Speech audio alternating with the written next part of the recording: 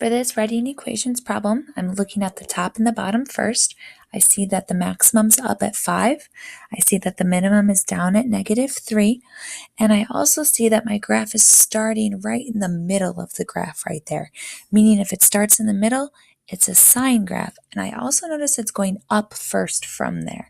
So since it's going to be increasing or going up from the middle, it's going to be a positive A.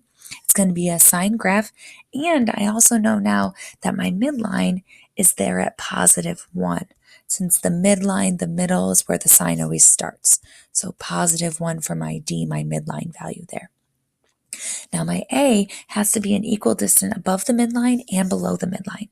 So starting at the midline 1, I see I have to go up 1, 2, 3, 4 to get to the top, and I have to go down 1, 2, 3, 4 to get to the minimum of the graph, making my A a +4 value.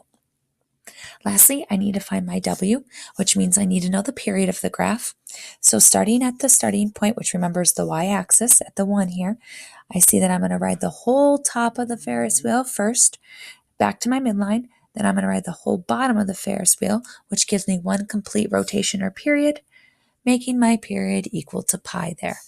And since I know period is equal to pi, but period is normally 2 pi over W, I can create an equation for myself. So pi equals 2 pi over W, not 2W over pi, 2 pi over W. To solve, I'm going to multiply by by W on both sides to cancel the W out from the bottom, which gives me W times pi equals 2 pi. But then we want the W to be by itself, so I'm going to divide by pi to get rid of it. It cancels the pi off on both sides, which leaves me with a final W equaling 2. And I'm going to use all of that information there to fill in then my sine equation. So y equals, A is 4, so 4 sine. W is 2, so 2 times theta. And my D is 1, so +1.